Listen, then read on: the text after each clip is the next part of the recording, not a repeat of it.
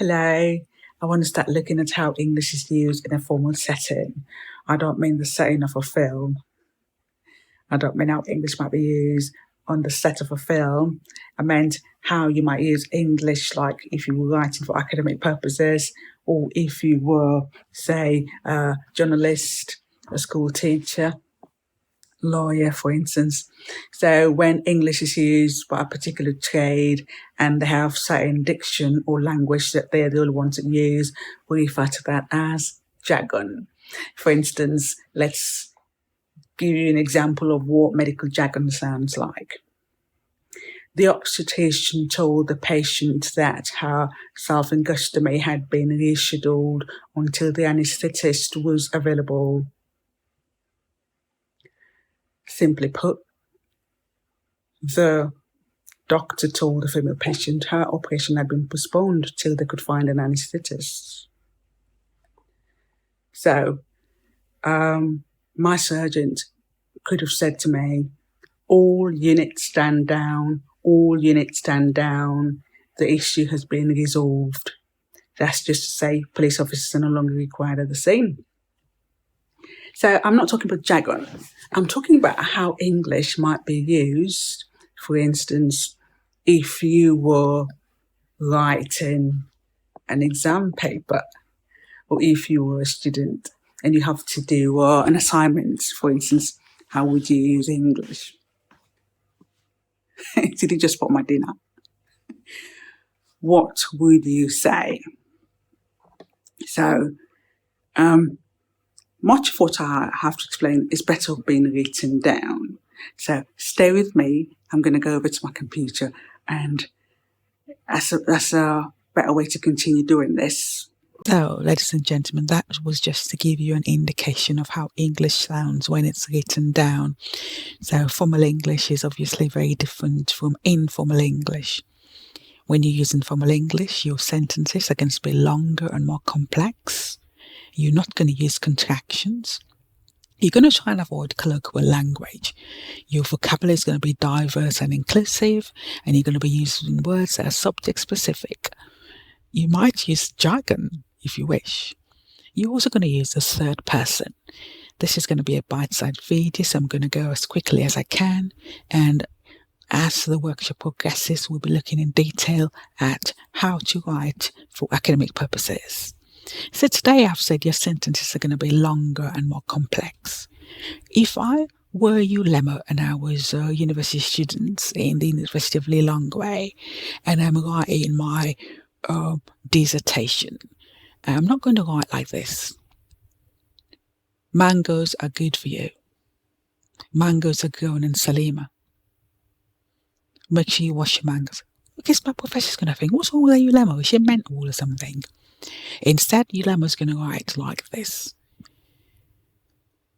It is widely believed that mangoes are healthier. Mangoes are good for you because they might contain vitamins or something like that. Excuse me. You're not going to use contractions. What are contractions? They're short in forms.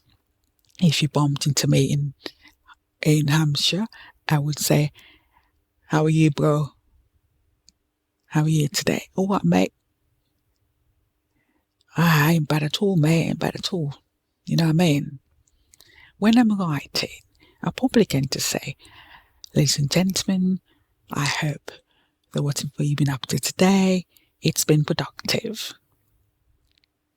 I hope that as you watch my videos, you may be better able to use English in a professional setting. I have avoided short forms like won't, didn't, because it doesn't sound as formal as I want my writing to be. I'm going to refrain from giving personal opinions. So I'm a ULEMO. I'm writing for my dissertation at university, and I don't like Nisima that much. I'm ULEMO. I'm not going to say, don't eat Nisima. I really don't like Nisima. If you're going to buy Nisima, make sure you don't buy it from that market trader in Nino. You know, she's a horrible woman. You don't ever go back there. I'm going to refrain. I'm going to make sure I don't give personal opinions. I'm going to be objective.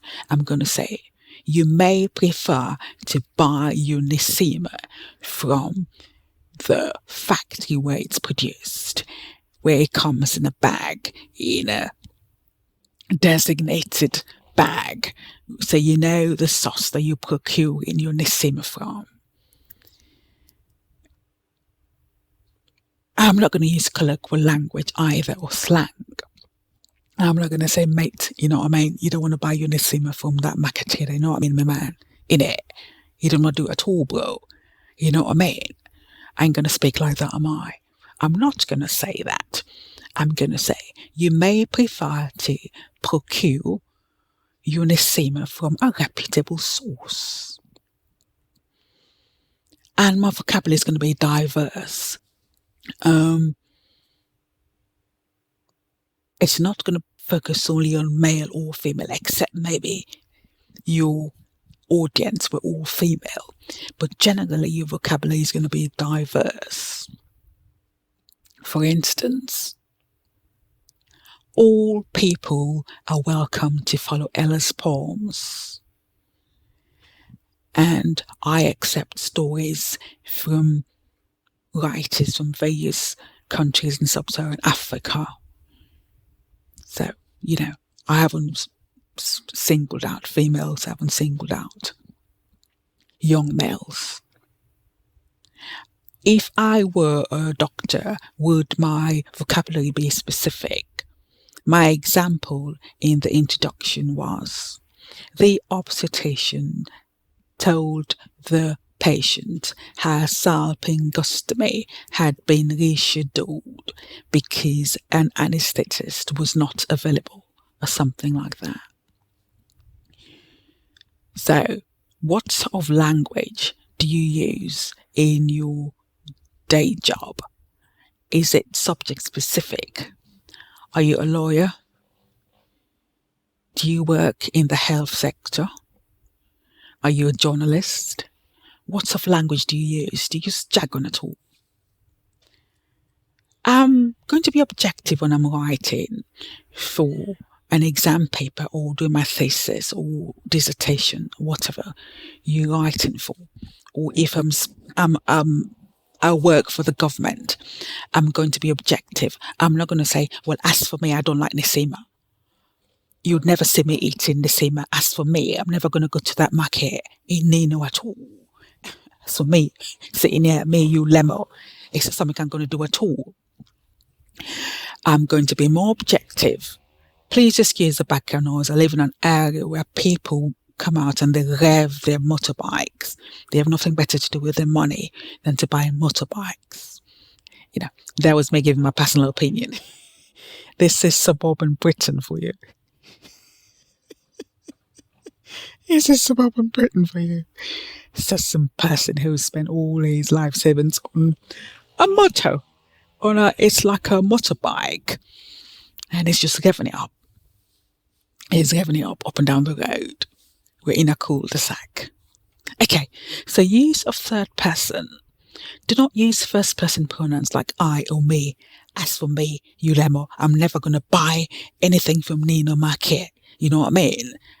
I don't think I like the food there. Oh, I'm going to be objective. I'm going to say, the background noise has died down.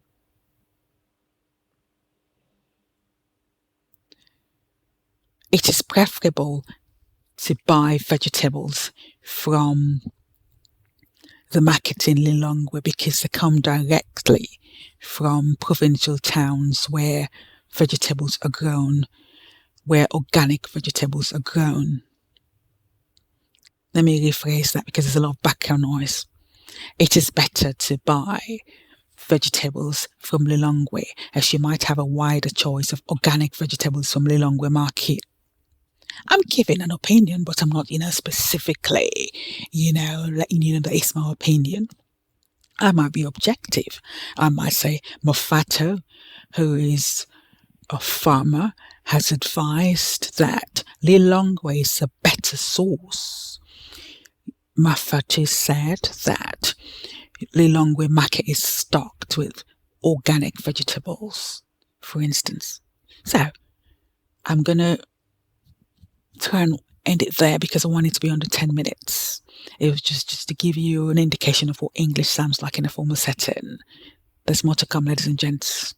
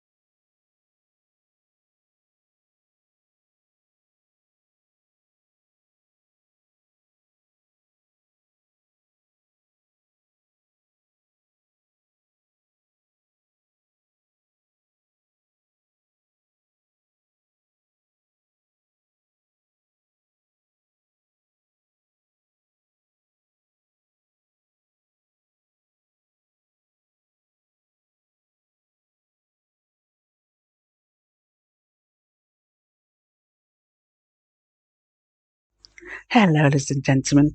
I do hope that whatever you're up to today in your respective countries, that's been productive so far.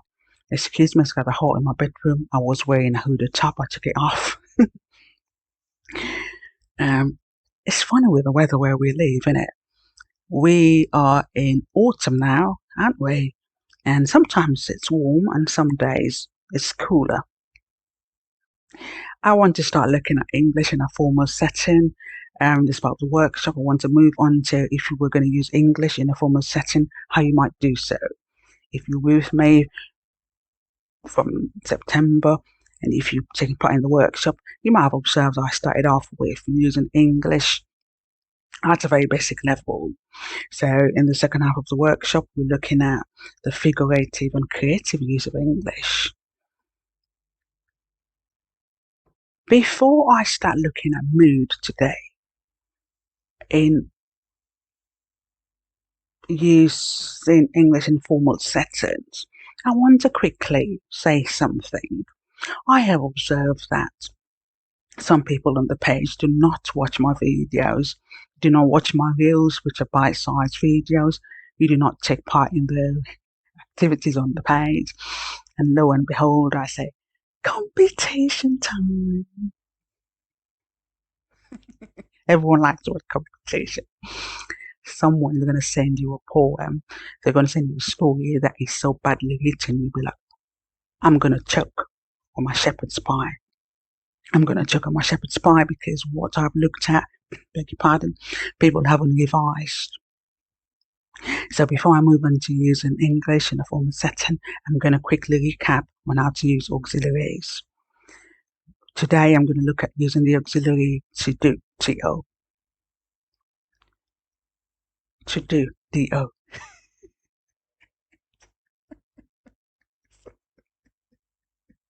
The verb to do. I've lost my marbles. I'm a bit like Sylvia Blythe and I've lost my marbles. Okay, so in auxiliary shop, we had 3 verbs. Let's recap what they were. We had the verb to do, we had the verb to be, the verb to have. I mentioned the verb to do first because it's what I'm going to work with today. Auxiliaries are helping verbs. Please ask me the meaning of words that you don't understand. A young gentleman was on the page from Malawi yesterday saying he doesn't understand half of what I say. Well, my dear friend, I want to suggest that in your beautiful Lilongwe where you are, that you try and find English lessons that will supplement what Bridget is saying. I also want to ask you to read books. The best way to learn the language is to read books. Watch the BBC. Don't just sit there watching Maude Meyer and, watching funny things that make you laugh. Try and do something that's going to improve yourself. Self-improvement. That's what we say here.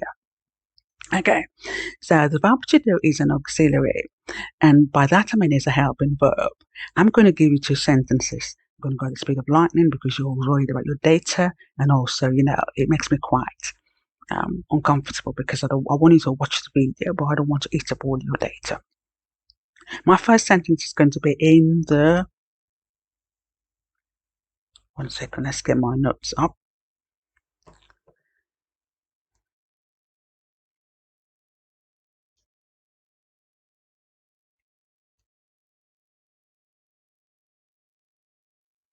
My first sentence is going to be in the indicative mood. Indicative mood means I'm indicating something. I'm just stating it. Mood in English simply means how the sentence speaks. It doesn't mean I'm feeling irritable. It doesn't mean I'm using this sentence because I'm angry. It just tells you the way the verb works in the sentence. When I say an indicative mood, I'm only passing on information. I'm indicating something which might be a fact. It might not be factual, it might actually be false. So I'm going to indicate something. I'm going to say, Jennifer cooks cassava leaves every Saturday. I'm merely conveying information. Jennifer cooks cassava leaves every Saturday. Please observe the structure of my sentence. I'm going to be quiet while you have a read of the sentence on the screen. Because you've worked with me from September to now, you'd have noticed that Jennifer is the subject, is feminine subject. So Jennifer, if I were to replace that with a pronoun, would be she. Jennifer is a proper noun, capitalized. Cooks is a verb in the present simple tense. You've worked with me, you know that cooks. Obviously, I have an S because I'm looking at the third person, singular. Cassava leaves there, this is my object, is a noun phrase. You know, the noun phrases are groups of nouns together. Sometimes they might have a determiner, which might be an article. Sometimes they might have other words or work with them, mostly determiners. So, cassava leaves is my object. Every Saturday there is my adverbial phrase. You know that every is an adverb of time. Every Saturday tells you when. Because you worked with me so far, you're confident now breaking sentences down into clauses and phrases and parts of speech. Sally is going to walk in. My friend Sally is going to walk in. Is going to hear me say, Jennifer cooks cassava leaves every Saturday. And Sally is going to ask me an interrogative question. An interrogative sentence is what Sally's going to use to ask me something. Sally's going to finish this question with a question mark. And because it's a question, Sally's going to raise his voice at the end. Sally's going to say, does Jennifer cook cassava leaves every Sunday? Because Sally is mad. He didn't hear what I said properly. So Sally's going to say, does Jennifer cook cassava leaves every Sunday? Sally, who hasn't said, cook cassava leaves every Sunday, Jennifer? What has Sally done? He's used another verb to form an interrogative sentence. He's used the helping verb to do. Excuse me from looking down and referring during my notes, which I made earlier. At this point, I need to say that I get my learning and teaching resources from Cambridge English Online and from the BBC website for English as an additional language for EAL users. So if you want to double check what I say, you'll find it on Cambridge English Online and you'll find it on the BBC website. Okay, so what has Sally done? Please have a look at my sentence on the screen. Does Jennifer cook cassava leaves every Sunday? He has asked me a question and he's used an auxiliary from my auxiliary bank. So Sally needs to pay me what is it? Interest. Pay me interest because he's using one of my auxiliaries. DOES. Why have I used DOES, or why has Sally used DOES? Because my sentence was in the present tense. When I teach these, I don't start telling you that my sentence is in the present simple because I've told you there are 4 blocks of present tenses.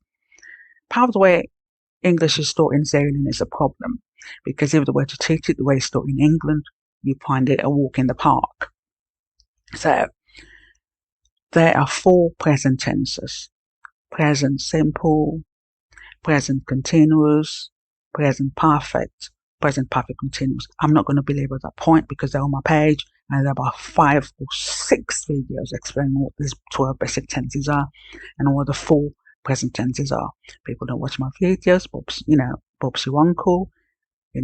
People are watching my videos. There's nothing much I can do about it. There's a cultural difference where people don't watch videos in certain countries. They think they're smarter than smarties. You're smarter than smarties. So, does there is the present simple. Does Jennifer cook cassava leaves every Sunday? Because the verb do has already done all the work for my main verb to cook, Sally doesn't need to say, does Jennifer cooks cassava leaves every Sunday? The verb to do does all the work that the other verb should have done. That's the best way for me to explain it. So, my main verb, which is cook, is now in the infinitive form. I'm using all the terms. A gentleman from Malawi told me the other day he doesn't understand half of what I say on this page.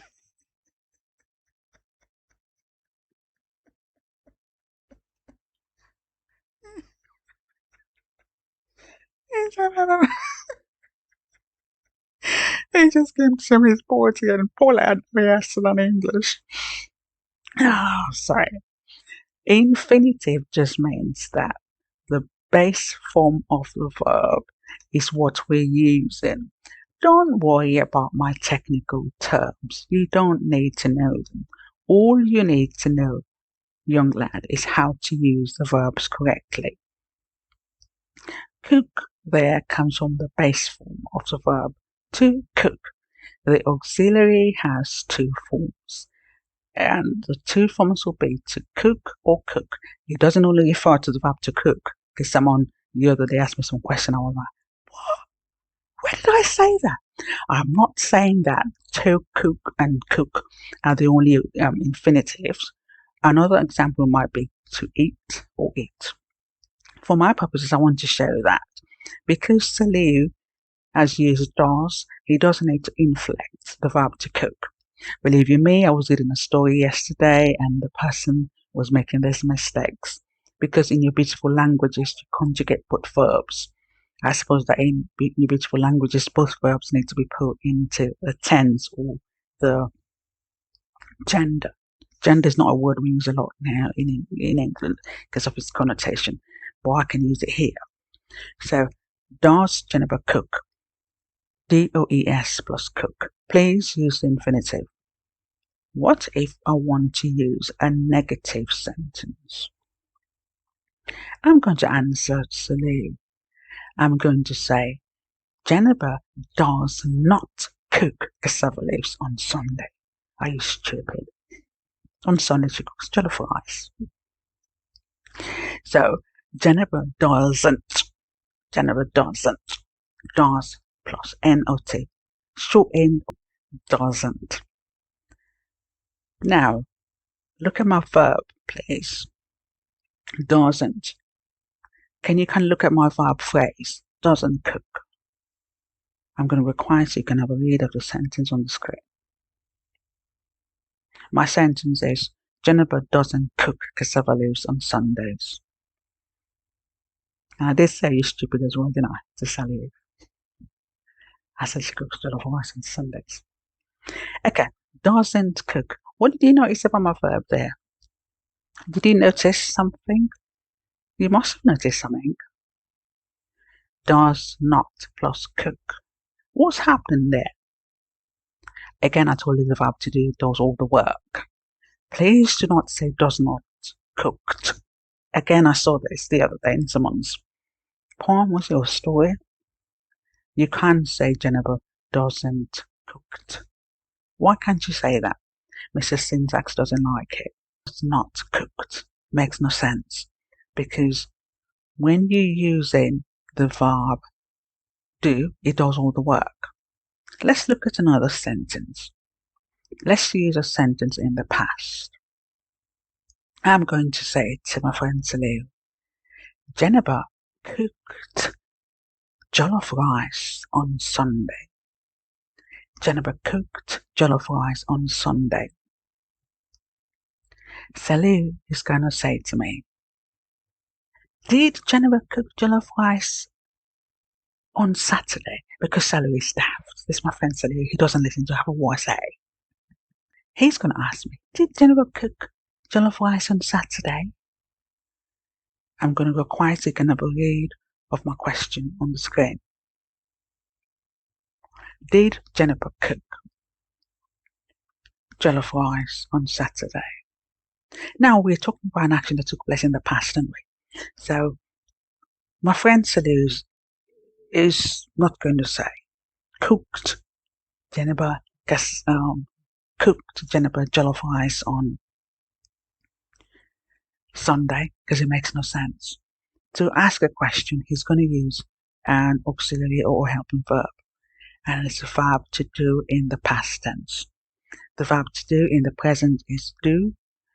In the present singular third person is does. And the past tense is did. So Sally is going to ask, did Jennifer cook jollof rice on Saturday? Sally doesn't listen to her what to say. Sally is my crazy friend. So, did Jennifer cook jollof rice on Saturday? Did plus cook. Believe you me, I read stories and poems all the time. People go, did you cook?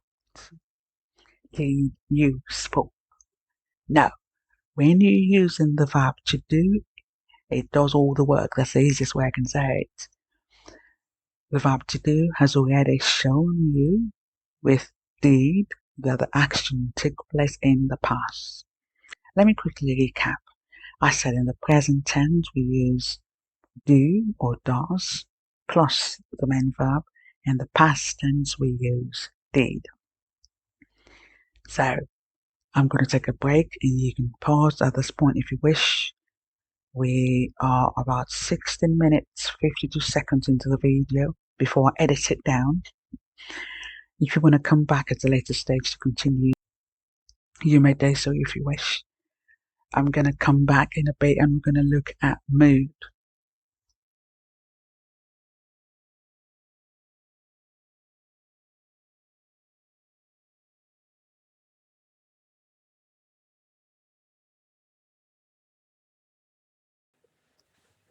Hello, ladies and gentlemen. I just want to quickly look at the verb to do. Yesterday, we started off by recapping a knowledge. What I'm saying is already on the page. There are videos on the page from last month that explain how the verb to do works as an auxiliary. Yesterday, I looked at how it works in the simple past and simple present. So, for instance, I said, my friend Saliu asked me this question. Does Jennifer cook cassava leaves on Sunday? Does Jennifer cook cassava leaves on Sunday? Does plus cook. So the auxiliary there is does, and cook is the operative or main verb. The reason why Saliu asked, does Jennifer cook cassava leaves every Saturday, is because the action takes place on a regular basis. So we use the present simple tense to describe an action that takes place all the time or is a scheduled activity. For more details on the 12 basic tenses, kindly have a look at my earlier videos in the workshop or the post on the page. Okay, so why did Saliu say does Jennifer? Why didn't he say do Jennifer? Let's have a recap of how the verb to do works with pronouns that are singular and plural. We say I do, or in the negative, don't. You do, don't. He, she, it, does. He, she, it, doesn't. We do, You plus one, do, don't. So let me go back to we then. We do, we don't. You do or don't. They do or they don't. Don't forget, does goes with the third person singular. Okay, so how about the past tense did?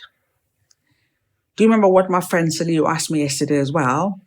Didn't he say, did Jennifer cook cassava leaves last Sunday?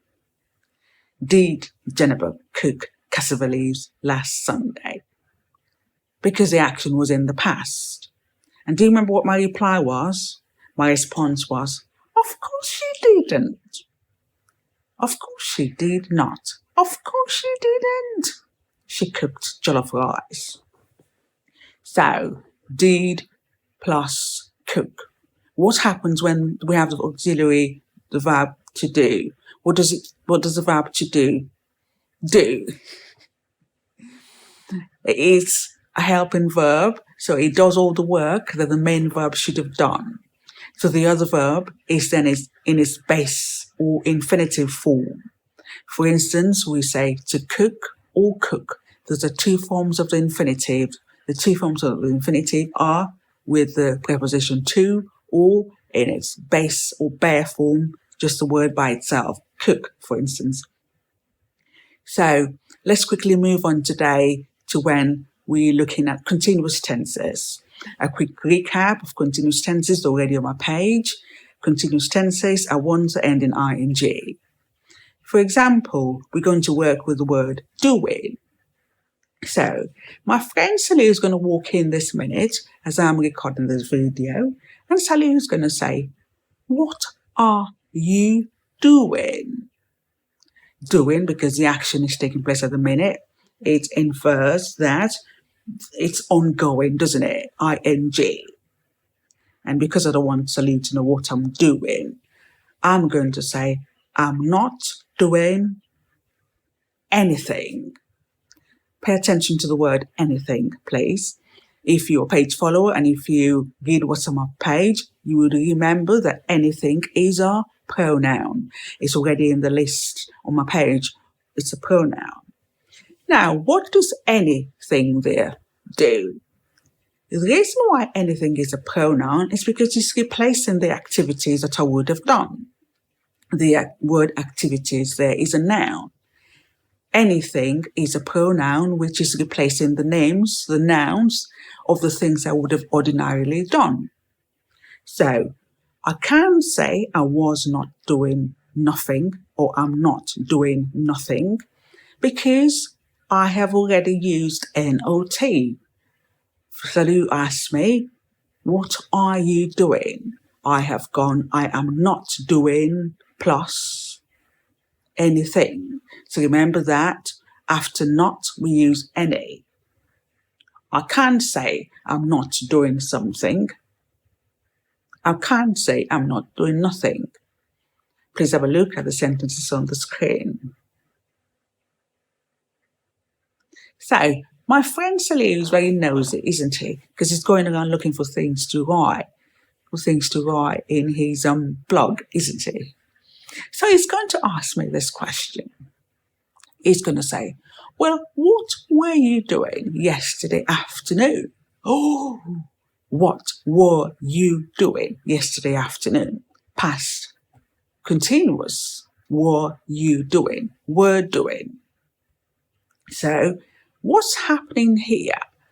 He has combined the past tense from the verb to be, the auxiliary were, plus do. So, were doing. Let's quickly have a recap of this tense. I was doing. You were doing. He, she, it. He was doing. She was doing. It was doing. We were doing. You were doing. And they were doing. So back to my question. Saliu's gone. What what were you doing yesterday afternoon? And I'm going to reply to Salou because I don't want him to go and put it in his blog. I'm going to say, I wasn't doing anything. I wasn't doing anything. Please have a look at the sentence on the screen. Now, Salou is nosy, isn't he? So Salou is going to go visit Abu Bakr on Wilkinson Road. As soon as Abu Bakr has given Salou some ginger beer, Salou is going to tell Abu Bakr, Bridget wasn't doing anything yesterday. In a reported speech, Bridget wasn't doing anything yesterday. Have a look at the sentence on the screen, please. Quickly to finish on time so you don't run out of data. Salou is going to come back another day, and because he's looking for something to put in his blog, he's still looking for something to put in his blog, isn't he, Salou? He's going to say, do you know who will win this year's writing competition? Look at my question, please.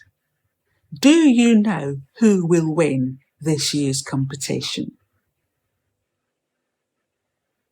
Do you know who will win this year's writing competition?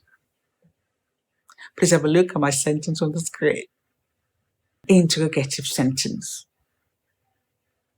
It ends with a question mark. It begins with do. Can you see where I've placed my verbs? Can you see how my pronoun you is between the two verbs? That's the question, isn't it? And I'm going to answer Salou's question because I want to fob him off because he keeps asking me a lot of questions. I'm going to say, no, I don't know who will win this year's writing competition. I don't know who will win this year's writing competition. It's the future, isn't it? Will win. Simple future. Salou is going to go back to Abu Bakr. He's going to go and visit Abu Bakr on Wilkinson Road. And this time Abu Bakr is going to give Salou some cassava leaves. And as soon as Salou has scoffed his cassava leaves, Salou is going to tell Abu Bakr this reported speech.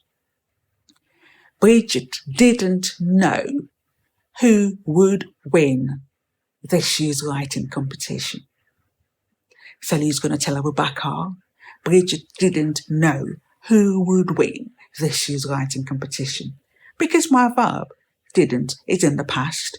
So that's why Salou, because he's clever, even though he asks a lot of questions, has put the other verb would in that tense because he's reporting it, isn't it? Please have a look at the sentence on the screen. Do you use the verb to do? I hope you're going to say, yes, I do. And you ain't going to say, I don't.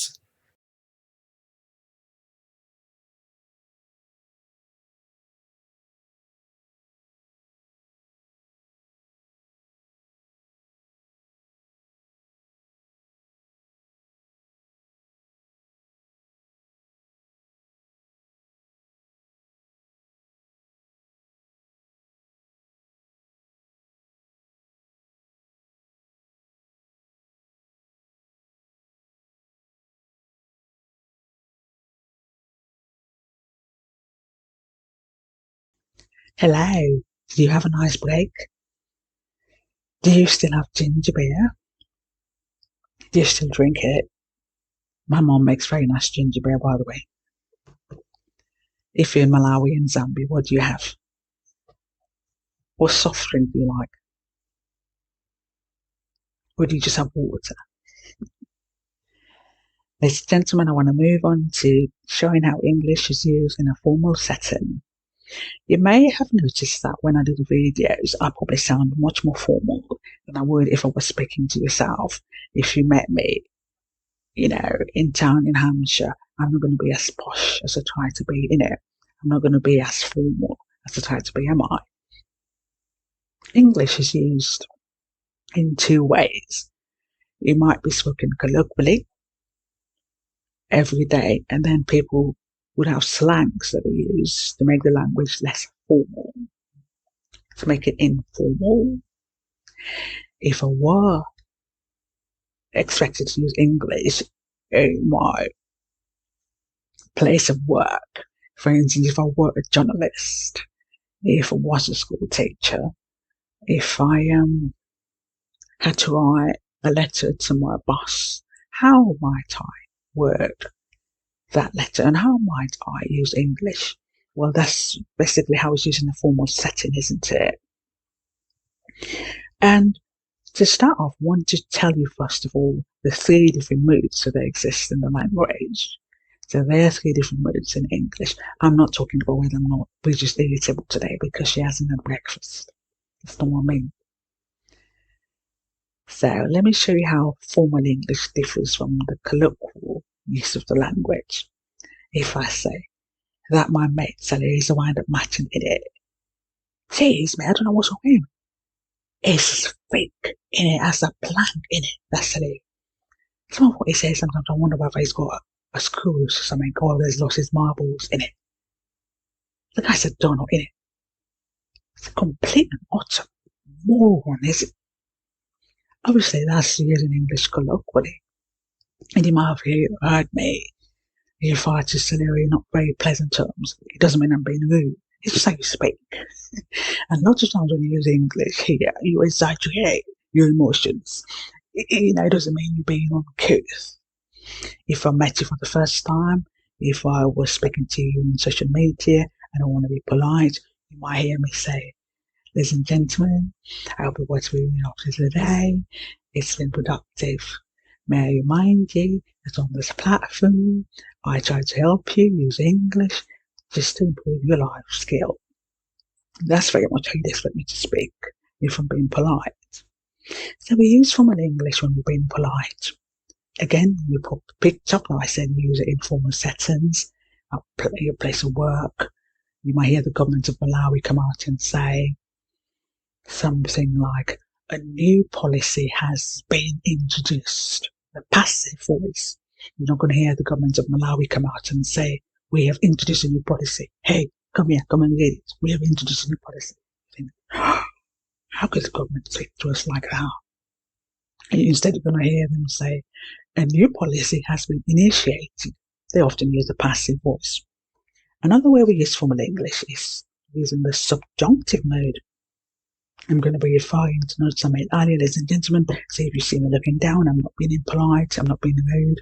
I know the importance of making eye contact. It's just I'm referring to notes I made earlier. In English, there are 3 moods that we talk about. I'm not saying Bridget is irritated because she hasn't eaten breakfast. We might refer to the indicative mood.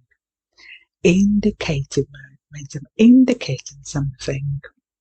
I'm just stating what occurred, what happened. I'm not going to reflect my mood using a verb at all. My sentence in the indicative mood will be this. Jennifer cooks cassava leaves every Sunday. I'm just telling you what occurs, what happens. My other sentence in the indicative mood will be an interrogative sentence. My friend said he was going to ask, does Jennifer cook cassava leaves on Sunday? Indicative mood just states the fact. This is why I start losing people, because probably it's something you never done at school. And you probably wonder, what is she talking about? Something you didn't do at school. So I said formal English, and I've just used a colloquial expression. It's something you didn't do at school, and I've got to say something as well. The other mood we talk about is the imperative mood. Now, I said my friend said there's a wind up matching in it. Suppose I turn to my friend Celine and I go, shut up. In it, just shut up. I'm only going to say, shut up. That is an imperative sentence. It's often followed by an exclamation mark. It doesn't have to be. It expresses an order, a command. In formal English, the government might say,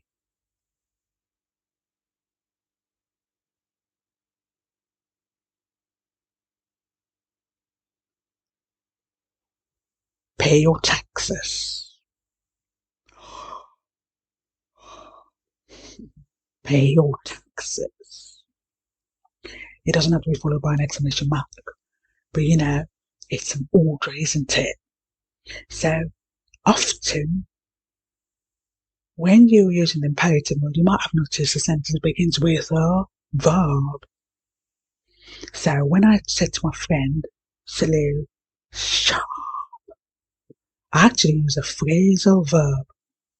Now let me break that down. So what do I mean? So in English, we have verb phrases.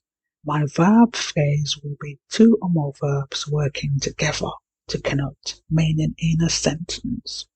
My verb phrase would be has cooked. Has cooked would be two verbs. They are in the present perfect tense. So has cooked is just telling you that the action to cook has only just been completed. Let me use another verb. So the shop shut at 6 o'clock. Shut means closes. Another sentence, because I'm going to join all my verbs together, I'm going to say I move up to the next year. So suppose then I say to my friend Salou, shut up. What have I done there? I've used a phrasal verb. Please have a look at the example on the screen.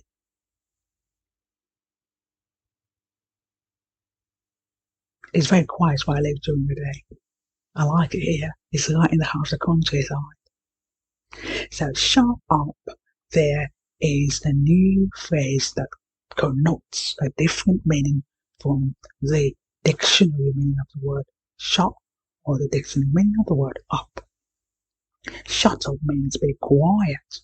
Phrasal verbs are a new way of using a verb with a preposition or an adverb to connote a different meaning. I just digress to explain that. Please, if you don't understand phrasal verbs, they're on the page. If you don't know what verbs and prepositions and adverbs are meant, they're on the page. So, again, like I said in the earlier part of the video, people don't watch my videos. They don't watch anything except I say in Creole or Chichewa. If you want people to respond to you, a joke in Chichewa, or say something about a Sierra Leonean man chatting you up, there's a mismatch of expectations. I'm here to,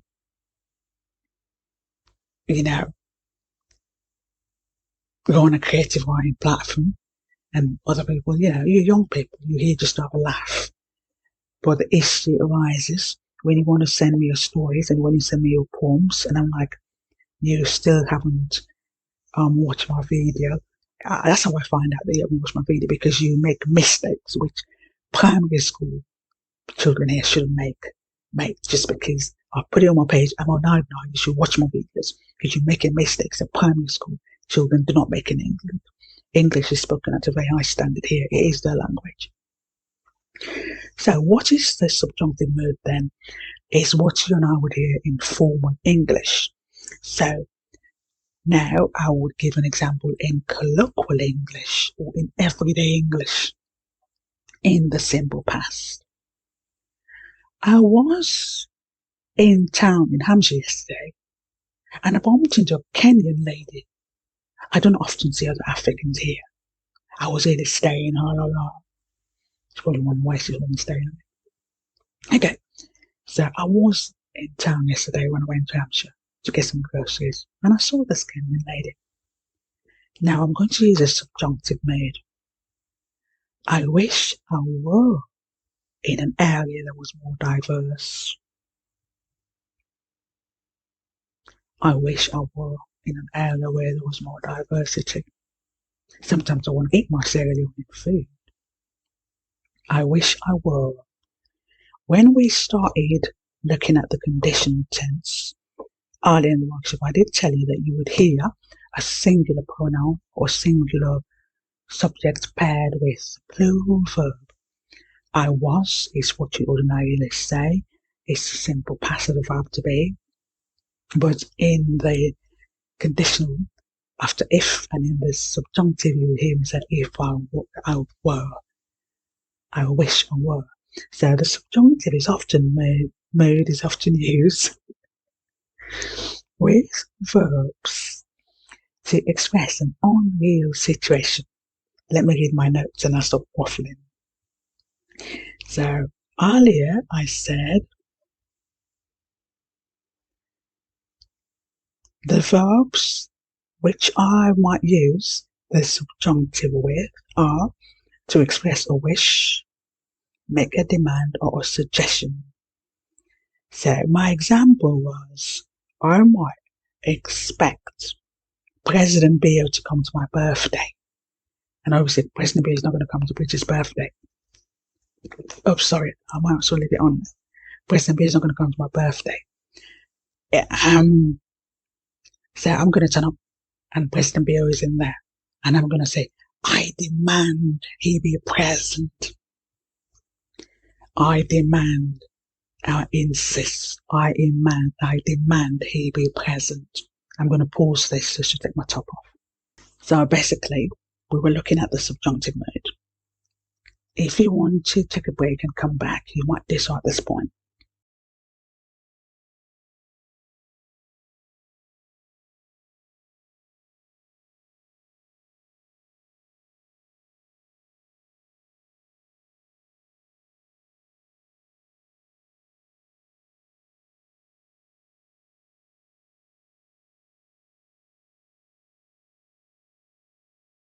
So, it's my birthday and I expect Kanye West to be at my birthday party. Of course, Kanye West is not going to attend my birthday party. You know, I'm a non-person. He doesn't know me.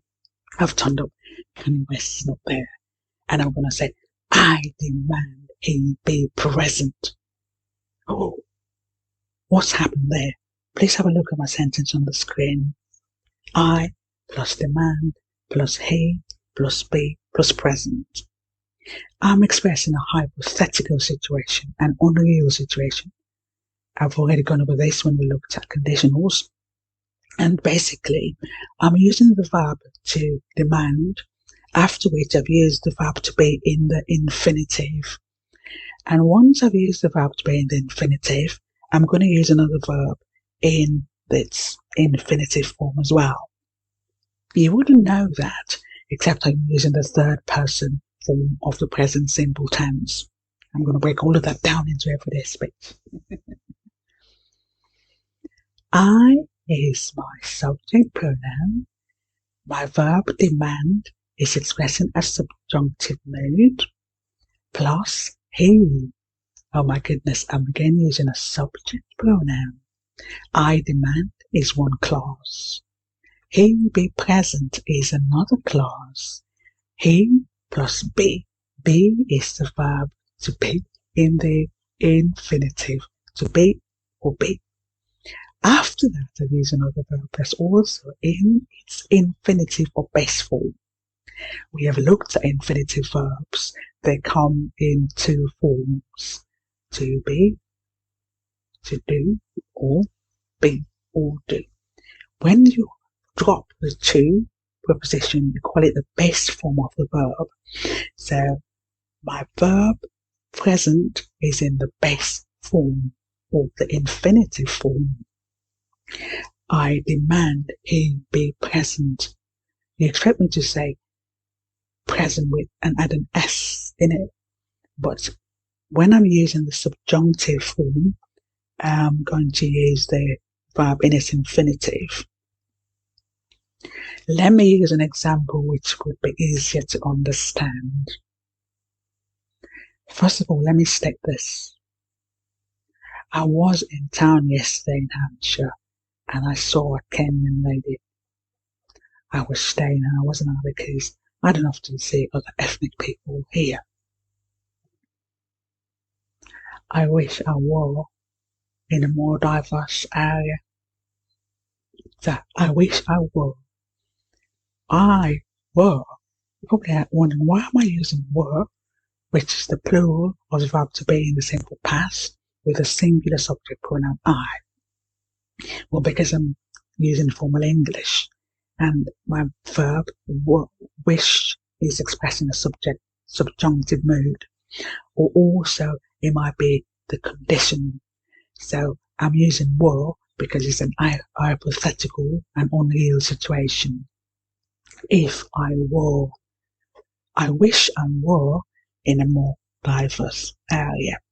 You're not going to be using formal English except you're probably a journalist, you probably work for the government, you're in a university, or like myself, someone might ask you to write on a topic. And because I'm asking you to write on a topic, you're going to be using formal English. Okay.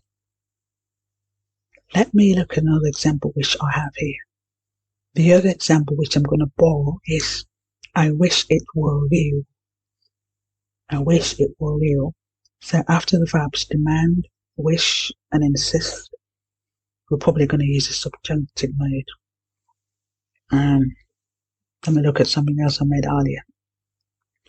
The subjunctive mood is used following a verb which is making a suggestion or giving advice.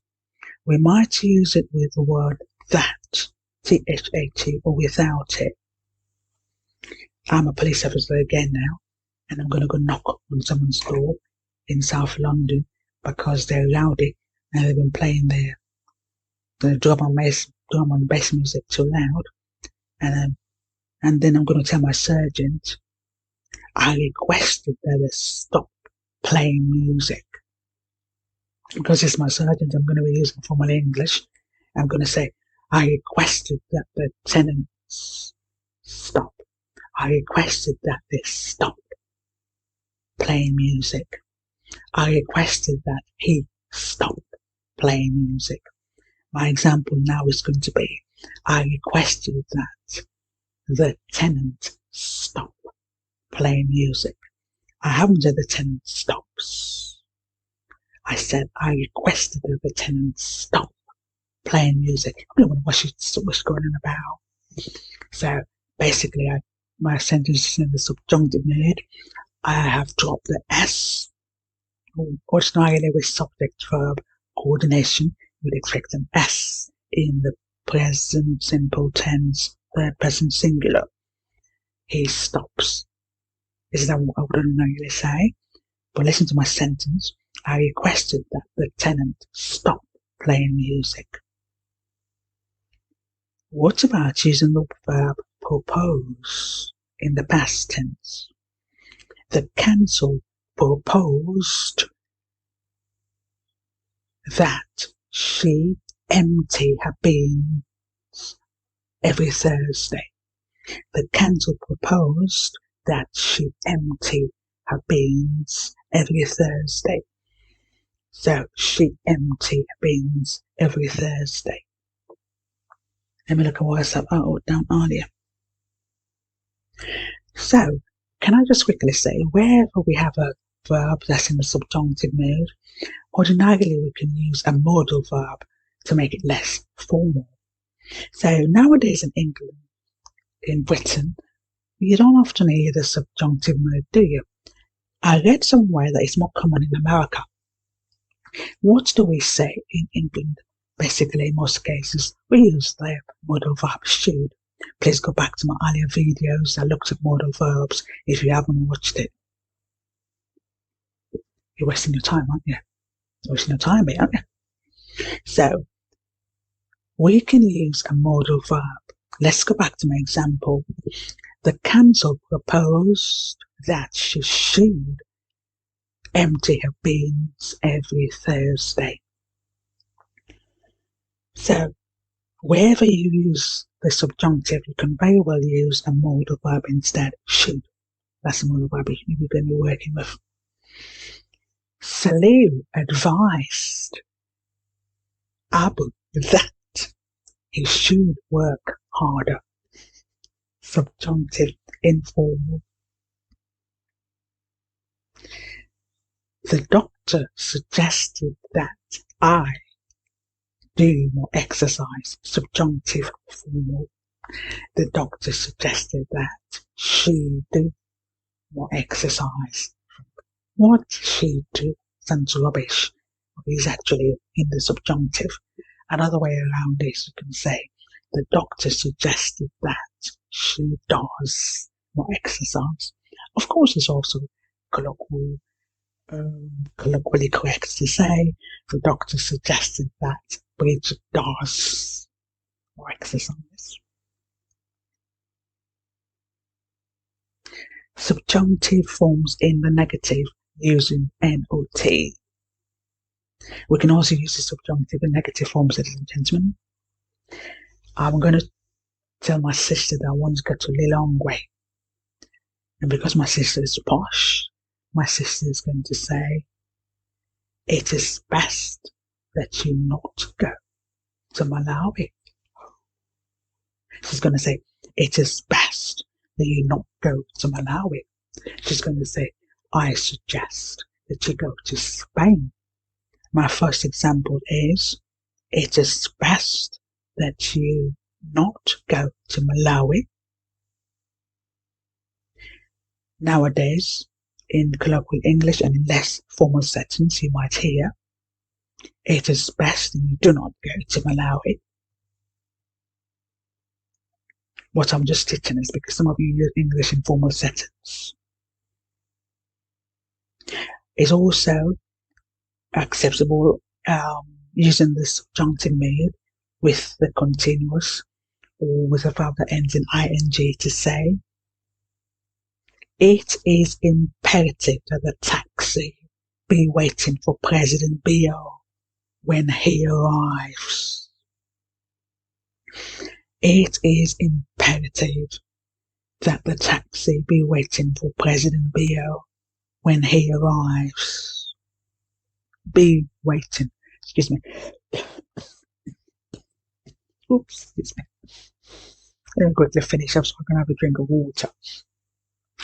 Look at my sentence. It is imperative that the taxi be waiting for President Biya when he arrives. Passive voice. Let me see what sentence I made earlier. I'm just having a read of my examples. Okay, so we can use it, with the passive voice as well.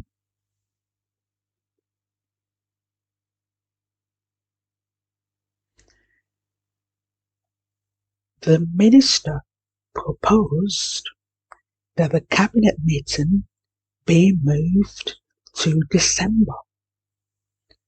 The minister proposed that the cabinet meeting be moved to December. Please look at my verbs. Be moved. I've used the past participle. I'm going to go quiet so you can have a read of it.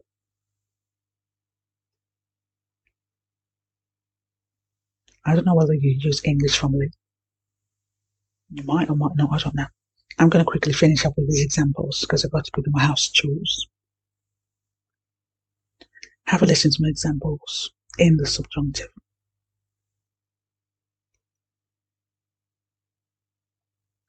Dr. Williams advised Mariama that she eat less rice pap. Dr. Williams advised Mariama that she eat less rice pap. She eat, I've dropped the S. That's me reading the news. I'm going to say Dr. Williams advised Mariama that she eat less rice pap. If I'm speaking to you, I'm going to say Dr. Williams advised Mariama that she should eat less rice pap. Formal English.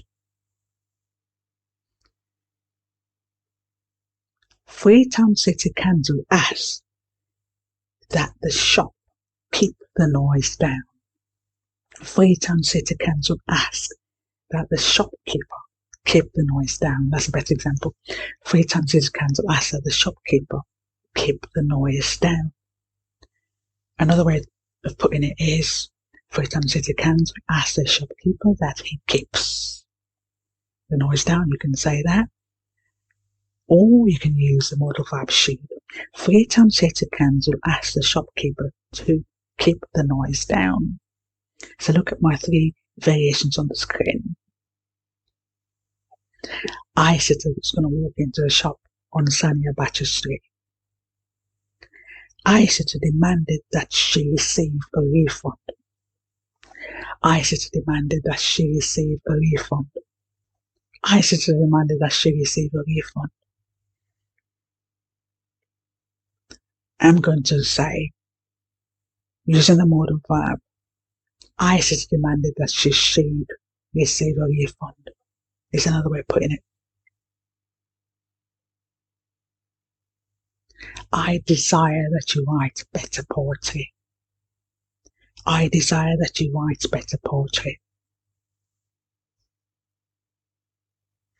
Sierra Leone police insisted that the protesters go home. Sierra Leone police insisted that the protesters go home. Sierra Leone police insisted that the protesters be quiet. Sierra Leone police insisted that the protesters be quiet. Formal English, subjunctive mood. Another way of putting it would be that Sierra Leone police insisted that protesters should go home.